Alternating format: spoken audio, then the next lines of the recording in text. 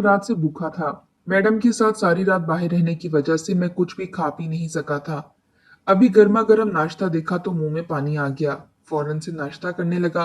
अभी चंद वाले ही मुंह में डाले थे कि एक मुलाजिम मेरे पास आया और आकर कहने लगा, मोहम्मद रफीक, तुम्हें मैडम अपने पास बुला रही हैं। खुशकिस्मती की बात तो ये थी कि ये भी मेरी ही तरह एक पाकिस्तानी था और हम दोनों ही एक दूसरे की बातों को अच्छे से समझ सकते थे। वैसे भी इस घर के बाकी मुलाजमीन अरबी जुबान में ही बोला करते थे, मगर चूंकि इस मुलाजिम को थोड़ी बहुत अरबी आया करती थी, इसलिए वो मुझे भी सिखा रहा था और मैं खुद भी इनकी जबान को कुछ समझने लगा था। मैंने बुरा सा मुंह बनाकर इस मुलाजिम को देखा और कहने लगा कि अभी थका हारा बैठा हूँ, नाश्ता तो कर लूं, फिर मैडम की बात भी सुन लेता हूँ। मगर इसने सख्ती से कहा कि मैडम तुम्हें अभी के अभी अपने कमरे में बुला रही हैं।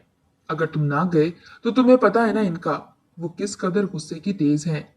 इतना सुनना था कि मैं झुरझुरी लेकर रह गया। मैडम के गुस्से से आखिर कौन वाकिफ नहीं था। वो जितनी मेहरबान थी इससे ज्यादा ही गुस्सीली थी।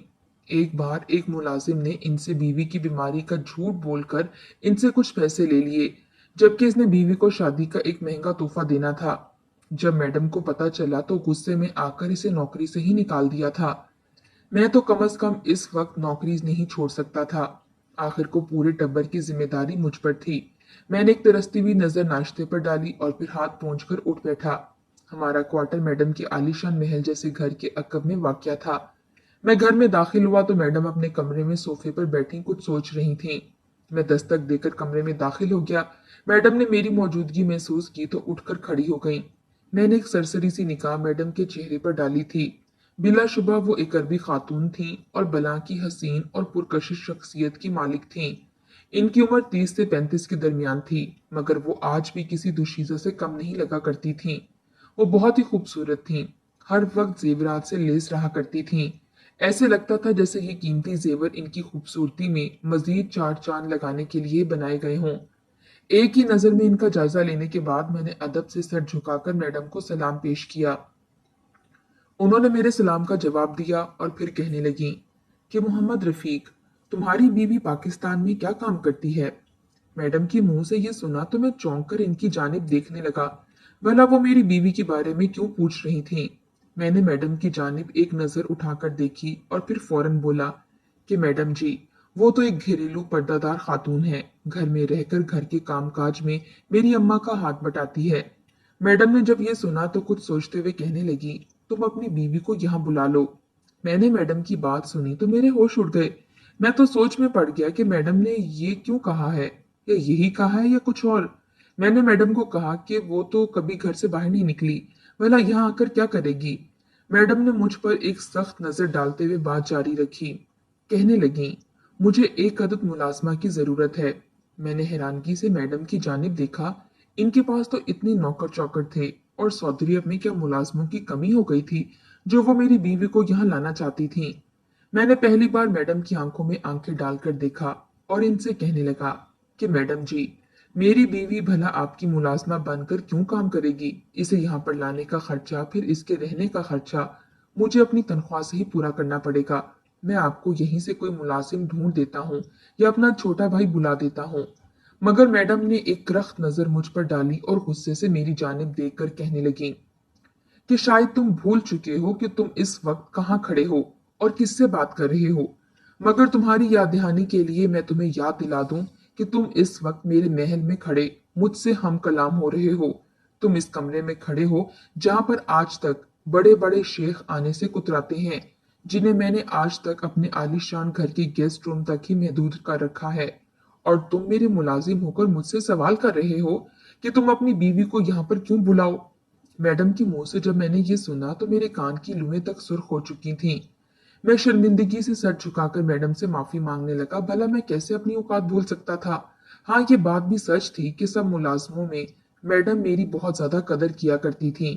मैं इनका खास मुलाजिम था और इनके घर के जरूरी काम के साथ साथ इनको कहीं भी जाना हो तो वो मुझे ही लेकर जाया करती थी। मैं मुलाजिम होने के साथ साथ इनका ड्राइवर भी था और वो मुझे हर माह तनख्वाह में मेरी तनख्वाह से बढ़कर पैसे भी दिया करती थीं और कहती कि तुम बहुत मेहनत करते हो, इससे बीवी के लिए कुछ तोहफे तहफ भी खरीद लेना। और मैं आज इनकी नेकी का ये सिला दे रहा था। सच ही कहा था किसी ने कि मैं अपनी औकात भूल चुका हूँ। मैंने फौरन मैडम के आगे हाथ जोड़ दिए और इनसे माफी मांगने लगा कि मुझसे गुस्ताखी हो गई, मुझे माफ कर दें, ऐसी गलती नहीं होगी। मैडम ने एक सख्त निगाह मुझ पर डाली और फिर मुझसे कहने लगी कि मुझे अपने शौहर की देखभाल के लिए एक मुलाजमा की जरूरत है। तुम इसे यहाँ बुलाओ। मैं इसे तुम्हारे मुल्क के रुपयों के मुताबिक 5 लाख रुपए माहाना तनख्वाह दूंगी, और अगर इसने काम अच्छा किया तो वक्त के साथ साथ इसकी ये तनख्वाह बढ़ जाएगी। मैंने जब ये सुना तो मेरी आंखों में पैसों की चमक सी उभरी थी। इतने पैसे ज्यादा, मैं तो माहाना 2 लाख से कुछ ऊपर ही कमा सकता था। अगर मेरी बीवी भी यहाँ आकर काम करने लगे तो हम दोनों मिलकर आराम से 7 से 8 लाख कमा सकते थे। इतना सोचना था कि मैं खुश हो गया और मैडम से कहने लगा कि आप बेफिक्र हो जाएं।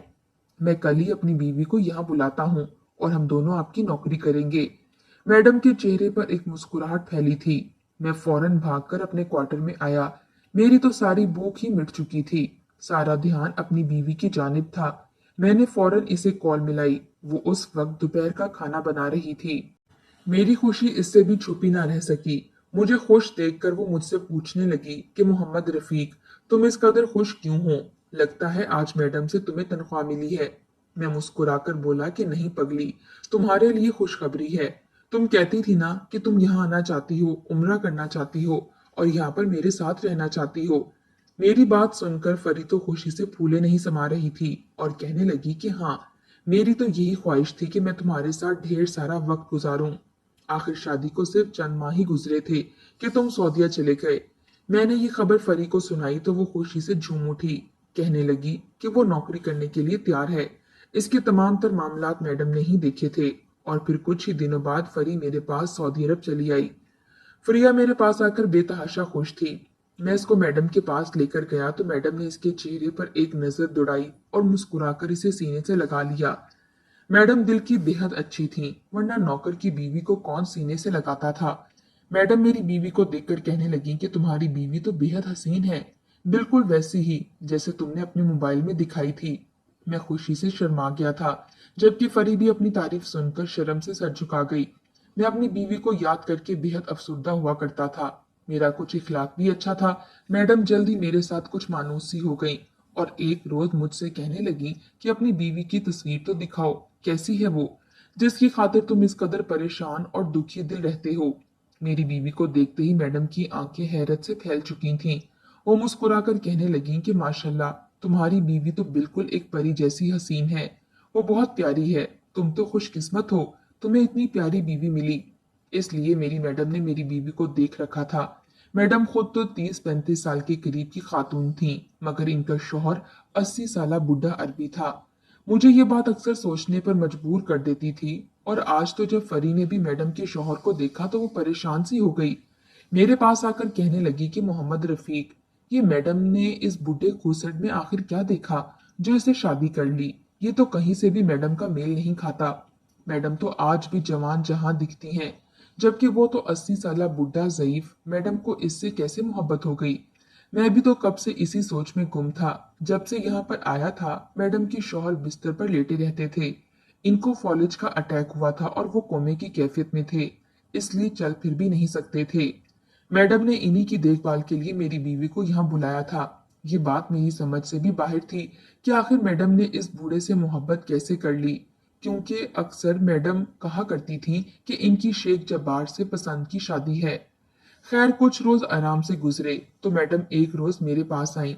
मैं और फरी एक दूसरे के साथ बैठे मैडम के बाग में खूबसूरत मनाजिर से लुत्फ अंदोज हो रहे थे, जब मैडम हमारे पीछे आकर खड़ी हो गई। मैडम की मौजूदगी पाकर हम दोनों सीधे हुए। हमें तो ये एहसास ही नहीं हुआ था कि मैडम हमारे पीछे खड़ी हैं। मैडम हमारे पास आई और आकर कहने लगी कि मोहम्मद रफीक, मेरे कमरे में आओ, मुझे तुमसे कुछ जरूरी बात करनी है। मेरी बीवी मेरा चेहरा देखने लगी और मुंह बसोर कर मेरी जानिब देखने लगी। वो जब से यहाँ आई थी, हमने कुछ पल के लिए भी एक दूसरे के साथ वक्त नहीं गुजारा था।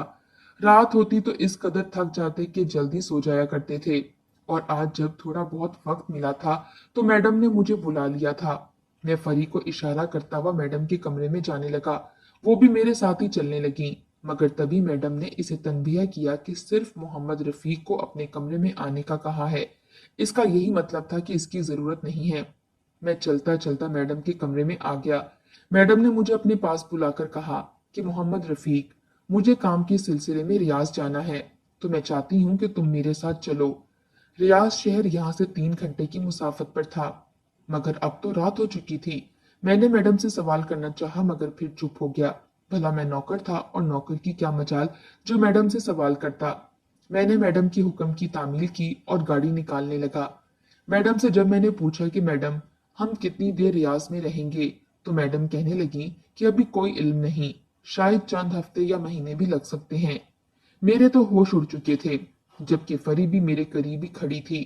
जब इसने ये सुना तो घबरा सी गई। फौरन मेरे पास आकर कहने लगी कि मोहम्मद रफीक, तुम्हारे बगैर मैं यहाँ पर अकेले कैसे रहूंगी? यहाँ तो मैं किसी को जानती भी नहीं, और यहाँ पर तो है भी सारे अरबी लोग, कोई मेरी तरह बोलता ही नहीं। मैं तो तुम्हारे बगैर रह ही नहीं सकती। मगर तभी मैडम इसे हौसला देते हुए कहने लगी कि फरी, तुम्हें यहाँ पर वक्त गुजारी के लिए नहीं बल्कि मेरे शौहर की देखभाल के लिए बुलवाया गया है। तुम इनका ख्याल रखो, तुम्हारा वक्त खुद ब खुद ही गुजर जाएगा। फरी उस पल बेबसी का शिकार होती खामोश हो चुकी थी, मगर मैं जानता था वो अंदर ही अंदर कुढ़ कर रो रही थी। दिल चाहा कि मैडम से इसकी सिफारिश करूं, मगर मैडम ने तो लाख रुपए देने का वादा कर रखा था। मैंने फरी को वहीं छोड़ा और मैडम के साथ रियाज आ गया। मैडम मुझे वहां ले जाकर अपने कामों में मसरूफ कर चुकी थीं। 2-3 दिन तक तो मेरा फरी से कोई राब्ता ही ना हुआ। एक रोज फरी का फोन आया तो वो रो रही थी। मैंने इसे समझाया, तसल्ली दी कि मत रो, मैडम का बड़ा घर है, कहीं भी घूमो फिरो और मैडम के शौहर की देखभाल करो। बहुत जल्दी मैं वापस आ जाऊंगा। मगर फरी रोकर कहने लगी कि तुमने तो मेरी जिंदगी अजाब बनाकर रख दी है। मैंने तो सोच रखा था कि हम दोनों उम्रा करने के लिए जाएंगे और अपनी जिंदगी खुशो खुरम गुजारेंगे, मगर तुमने तो यहाँ बुलाकर मेरी जिंदगी अजाब कर दी। मैं तो हैरान था और इसे कहने लगा कि तुम क्या बात कर रही हो? भला तुम्हारी जिंदगी महल जैसे घर में भी रहकर अजाब कैसे हो सकती है? मगर तभी फरी की कॉल कट गई। मैंने बहुत बार दोबारा फोन करना चाहा, मगर इसने कोई जवाब ना दिया। मुझे अब फरी की फिक्र सताने लगी थी। मैं यूं ही परेशान खड़ा था कि तभी मैडम बाहर आ गईं। उन्होंने मुझे काम करने की बजाय फोन उठाए देखा तो गुस्से से कहने लगी, मोहम्मद रफीक, तुम्हें मैं काम के लिए लाई हूँ, फोन पर बातों के लिए नहीं। बेहतर है कि अपना फोन मेरे हवाले कर दो। मैडम की ये बात सुनी तो मेरी हवाइयां उड़ गईं। मैं मैडम से कहने लगा कि मुझे फरी काफी परेशान लग रही थी। अगर आपकी इजाजत हो तो मैं एक दफा वापस चक्कर लगाऊं। मगर मैडम ने मना कर दिया और कहने लगी कि सोच लो, अगर तुम मुझे यहाँ पर छोड़कर वापस गए तो मैं तुम्हारी तनख्वाह काट लूंगी। मैं तो था ही जरा लालची सा इंसान। अगर तनख्वाह कट गई तो भला मैं पाकिस्तान अम्मा को कैसे पैसे भेजता। मजबूरन मुझे मोबाइल मैडम के हवाले करना पड़ा और खुद इनके कामों में मसरूफ हो गया। इसके बाद भी कई दफा फरी का फोन आया, मगर मैडम ने मुझे मेरा मोबाइल ना दिया। मैं तो परेशान सा होकर रह गया था। एक रोज जब बीवी की बेहद फिक्र सताने लगी तो मालकिन से छुपकर अपना मोबाइल लेना चाहा। वो उस वक्त घर में मौजूद नहीं थी और मेरा मोबाइल यकीनन इनके कमरे में पड़ा था। मुझे फरी हद से ज्यादा याद आ रही थी। मैं इससे बात करना चाहता था। मैंने इनके कमरे का दरवाजा धीरे से खोला और फिर इनके कमरे में तलाशी लेने लगा। बिलाशुबा इनके कमरे में कीमती जेवरात यूं ही खुले पड़े थे, मगर मुझे इन सब की कोई परवाह न थी। मुझे तो बस अपना मोबाइल चाहिए था। तभी मुझे मोबाइल इनके बेड के साइड टेबल पर पड़ा हुआ मिला। मैंने फौरन मोबाइल उठाया। जब देखा तो इसकी बैटरी लो होने की वजह से वो ऑफ हो चुका था। मैंने वहां पर मौजूद चार्जर से अपना मोबाइल चार्ज किया। जब तक मोबाइल चार्ज होता, मालकिन वापस आ चुकी थीं। आज वो मुझे अपने साथ ड्राइव करने नहीं लेकर गई थीं। मैंने जब इन्हें आते देखा तो मोबाइल फौरन उतार कर अपनी जेब में छुपा लिया। इसकी चार्जिंग इतनी हो चुकी थी कि मैं अपनी बीवी से बात कर सकूं। कुछ देर बाद जब मालकिन खाना खाकर सो गई, एक तरफ छुप कर मोबाइल ऑन करने लगा। ये देखकर तो मेरी जान निकल गई कि उस वक्त फरी की 30 से 40 मिस कॉल आई हुई थी और मुझे तो इसकी फिक्र सताने लगी। मैंने फौरन इनसे कॉल मिलाई, मगर इसका नंबर बंद जा रहा था। कितनी देर तक कॉल मिलाने के बाद इसने कॉल उठाई।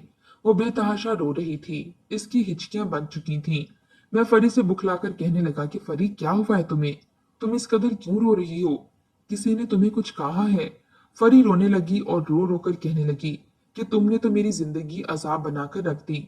मेरा सबसे बड़ा गलत फैसला यही था कि मैं तुम पर एतबार करके परदेश चली आई। खुद तो तुम इस मैडम के साथ रंगरलियां मना रहे हो और यहाँ मैं इतना कहकर वो रोने लगी थी। मुझे फरी की बात पर गुस्सा भी आया था, मगर जब्त कर गया और पूछने लगा कि आखिर हुआ क्या है। वो रो रो कर कहने लगी कि मुझे यहाँ से ले जाओ, वरना मैं अपनी जान दे दूंगी। मैं मजीद यहाँ पर ये सब बर्दाश्त नहीं कर सकती। अभी भी मुश्किल से तुमसे बात कर रही हूँ। तुम्हारी मैडम ने तो मेरे साथ। फरी सिर्फ इतना ही बोल रही थी कि तभी मुझे मैडम के उठने की आवाज आई। वो अपने कमरे से बाहर निकली थीं। मैंने फौरन कॉल काट दी और मोबाइल को वहीं पर मौजूद गमले में छुपा दिया। मेरा दिल बुरी तरह से कांप रहा था। अगर मैडम को ये पता चल जाता कि मैं इनकी इजाजत के बगैर इनके कमरे में गया और अपना मोबाइल भी लेकर आया, तो वो तो मेरी जान ही ले लेती। मगर शुक्र है कि मैडम को कुछ पता न चला। जैसे ही रात हुई तो मैंने सोचा कि मैडम तो सो चुकी हैं। मैं रातों रात अपनी बीवी से मिलकर यहाँ वापस आ जाऊंगा, क्योंकि मुझे फरी की बेहद फिक्र सताने लगी थी। न जाने वो किस हाल में थी। यकीनन किसी मुलाजिम ने इसे डांट दिया था या किसी से लड़ाई हो गई होगी, तभी वो इस कदर परेशान होकर रो रही थी। मगर हकीकत क्या थी, ये तो वहां जाकर ही खुलनी थी। रातों रात मैडम से छुपकर मैं वापस इनके आलीशान महल में पहुंच चुका था, जहां पर फरी मौजूद थी। मैंने जब घर में कदम रखा तो ये देखकर मेरी जान निकल गई। फरी तो वहां कहीं नहीं थी। मैंने मुलाजिम से पूछा कि आखिर मेरी बीवी कहाँ है। वो हैरत से मेरी जानिब देखने लगे। इनकी नजरों में सख्ती थी और फिर कहने लगे कि तुम्हारी बीवी इस वक्त मैडम के शौहर के कमरे में है।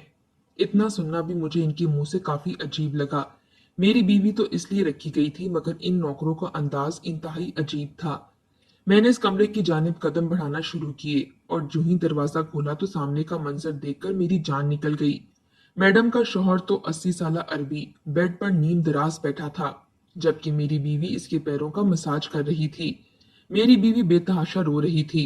इसको रोता देखकर मैं इसकी जानी बढ़ा। बूढ़ा अरबी मुझे अपने पास देखकर चौंक चुका था।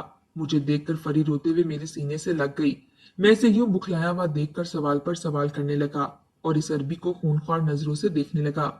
वो बूढ़ा तो कोमे में था, फिर ठीक कैसे हो गया? फरी हिचकियां बांधे जो कुछ मुझे बताने लगी, वो सुनकर मेरे पैरों के नीचे से जमीन निकल गई। हमें यहाँ से भेजकर मैडम ने कुछ अमीर शेखों को यहाँ बुला लिया था, जो बजाहिर तो मैडम के शौहर को पूछने के लिए आते थे, मगर दर हकीकत वो मेरी बीवी को देखते थे। मैडम जैसी बहरूपिया औरत ने मेरी बीवी का सौदा कर रखा था। वो 3-4 शेख रोज आया करते और मेरी बीवी इनको लवाजमात पेश करती। पहले तो फरी ने ध्यान न दिया, मगर एक रोज इन अरबी शेखों ने मेरी बीवी को अपने कमरे में बुलाकर हवस भरी नजरों से देखते हुए छूना चाहा। इतना महसूस करना था कि मेरी बीवी डर कर वहां से भाग गई। क्वार्टर का दरवाजा बंद कर दिया और रोते हुए मुझे कॉल करने लगी। तभी वो शेख उस जानिब ढूंढते हुए आए तो बीवी कॉल काट कर छुप गई थी। वो शेख तो नौकरों का लिहाज करके चले गए, मगर अगले कुछ रोज तक फरी क्वार्टर से बाहर ना निकली और ना ही बूढ़े अरबी को दवा दी। मैडम ने बूढ़े अरबी के लिए वो दवाइयां रखी थीं जिससे वो कोमे में रहे, मगर जब इन दवाओं का असर खत्म हुआ तो वो उठकर बैठ गया। उस रात फरी पर 80 साला अरबी की जबानी सारा सच खुल चुका था। तभी वो शेख दोबारा मेरी बीवी को वहां से लेने आए, क्योंकि मालकिन जैसी दोगली औरत ने मेरी बीवी को कई हजार लाख रियाल के एवज बेच दिया था। मगर शेख जब्बार को उठा देखकर सबके चेहरे के रंग उड़ गए। उन्होंने फौरन इस शेख पर केस करवाकर जेल में डलवा दिया। ये सब मेरे आने से कुछ देर पहले ही ये सब हुआ था। ये सारी जायदाद और शान शौकत भी उसी शेख का था। मैडम का तो काम ही रियाज में लगती महफिलों में लड़कियों का नाच गाना करना था। मैंने शेख का शुक्रिया अदा किया और रातों रात पाकिस्तान वापस आ गया।